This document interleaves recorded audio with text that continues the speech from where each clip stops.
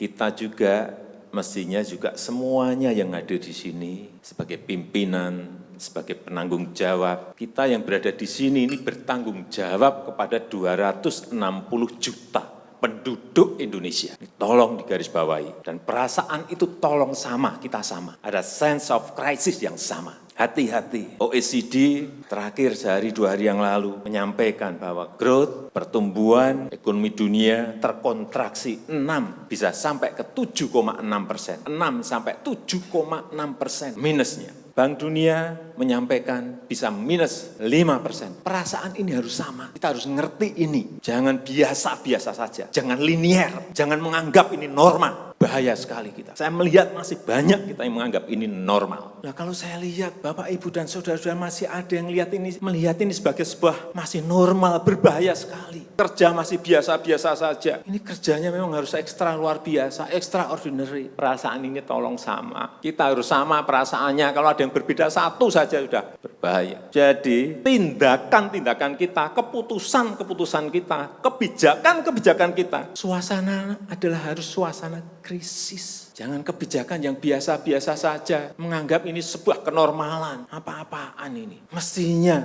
suasana itu ada semuanya. Jangan memakai hal-hal yang standar pada suasana krisis. Manajemen krisis sudah berbeda semuanya mestinya. Kalau perlu kebijakan perpu, ya perpu saya keluarkan. Kalau perlu perpres saya keluarkan. Kalau saudara-saudara punya peraturan Menteri Keuangan, keluarkan untuk menangani negara. Tanggung jawab kita kepada 267 juta rakyat kita. Saya lihat masih banyak kita ini yang seperti biasa-biasa saja. Saya jengkelnya di situ. Kenapa enggak punya perasaan? Suasana krisis. Yang kedua, saya peringatkan belanja-belanja di kementerian. Saya lihat laporan masih biasa-biasa saja. Segera keluarkan belanja itu secepat-cepatnya karena uang beredar akan semakin banyak, konsumsi masyarakat nanti akan naik. Jadi belanja-belanja kementerian tolong dipercepat. Lagi jangan menganggap ini biasa-biasa saja. Percepat, kalau ada hambatan keluarkan peraturan menterinya agar cepat. Kalau perlu perpres saya keluarkan perpresnya. Untuk pemulihan ekonomi nasional misalnya saya berikan contoh bidang kesehatan itu dianggarkan 75 triliun. 75 triliun.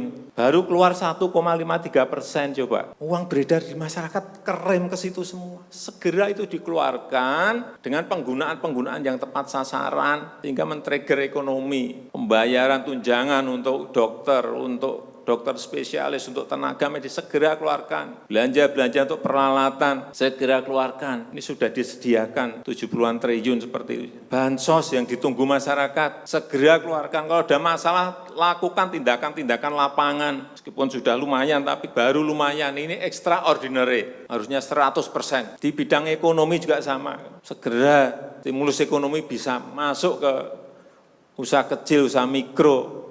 Mereka nunggu semuanya. Jangan biarkan mereka mati dulu baru kita bantu, nggak ada artinya. Berbahaya sekali kalau perasaan kita seperti nggak ada apa-apa, berbahaya sekali. Usaha mikro, usaha kecil, usaha menengah, usaha gede, perbankan, semuanya yang berkaitan dengan ekonomi manufaktur, industri, terutama yang padat karya.